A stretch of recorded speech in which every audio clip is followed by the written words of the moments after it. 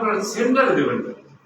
আমরা এই থিওরিটা সমস্ত জায়গায় অ্যাপ্লাই করেছি, সবই তো আপনাদের অধীনে। তাহলে আপনারা যদি ওই সময় ভালোভাবে পরীক্ষা দিতে পারেন, সেন্টারে কেন নিতে পারবেন না?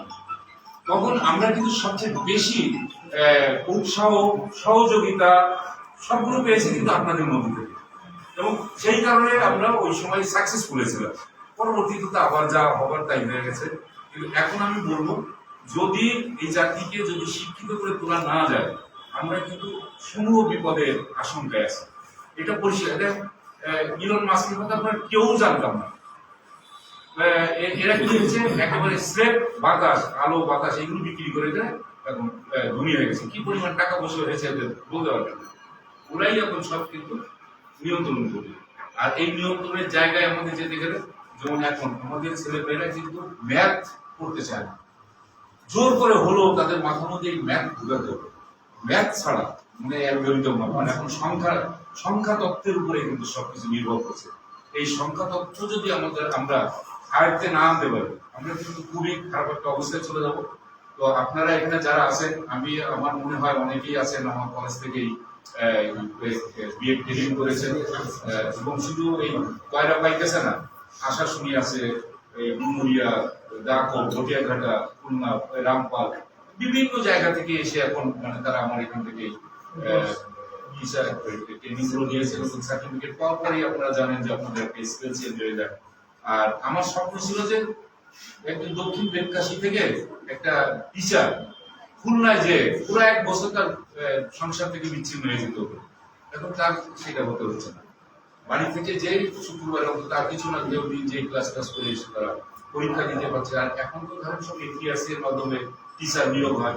ম্যাক্সিমাম হচ্ছে ব্রিলিয়ান্ট স্টুডেন্ট, যারা বিশেষ মানে চান্স পায় না, তারাই কিন্তু এখন এই যে এটিআরসি থেকে হয়ে যায়। আমি সব দেখি তো ম্যাক্সিমাম ক্লাস পাওয়া ছেলে মেয়ে, এরা ভালো করে, এরাই ভালো করবে। খালি শুধুমাত্র একটু গাইডলাইন আমাদের দরকার হচ্ছে। সবাইকে যদি একটু গাইডলাইনটা দিতে পারি, তাহলে আমরা কিন্তু অনেক আরো এগিয়ে যেতে পারবো। আপনাদের পাশেই দেখেন এই যে বাসার, আমি যখন বলেছিলাম শীতের বাসার, আমাদের ঢাকা ইউনিভার্সিটির প্রফেসর পর্যন্ত হয়েছেন, তাই না? এই মাটির সন্তান।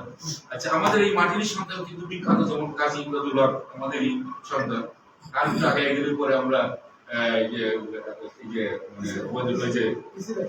পিছিয়ে মানে সবই দেখেন, মানে আমরা মানে সৌভাগ্যবান। তো সেই দিক থেকে আপনারাও সৌভাগ্যবান হন।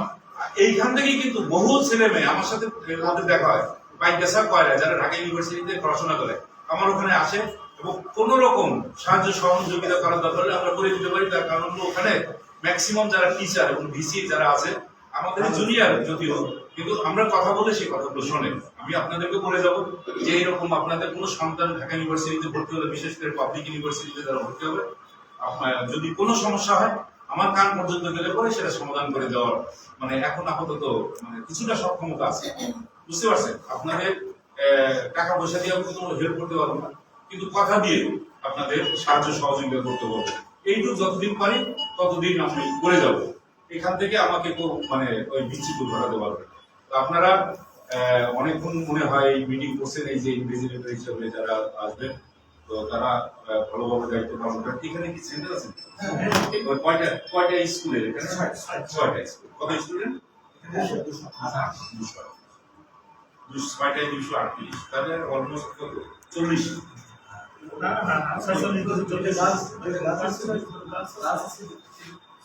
তাহলে তো ড্রপ আউট হচ্ছে মনে হয়, স্টুডেন্ট কমে যাচ্ছে।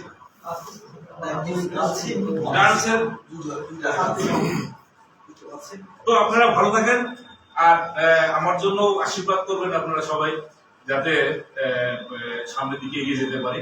আর এমন হতে পারে যদি আমি মানে আপনাদের খেদমত করার সুযোগ যদি পাই কয়রা পাইকেসা থেকে, তখন আরো বেশি বেশি করে দেখা হবে।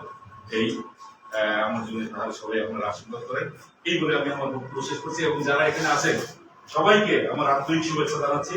আপনারা দূর দূরান্ত থেকে আসছেন, সবাই আমার মনে হয় অন্যান্য স্কুলের হেডমাস্টার, তাই তো? আপনি কি? আমার নাম আমিনুল ইসলাম কাগজি, তা তো বুঝেছেন অবশ্যই। আচ্ছা, আপনার নাম? আমার নাম সরকার।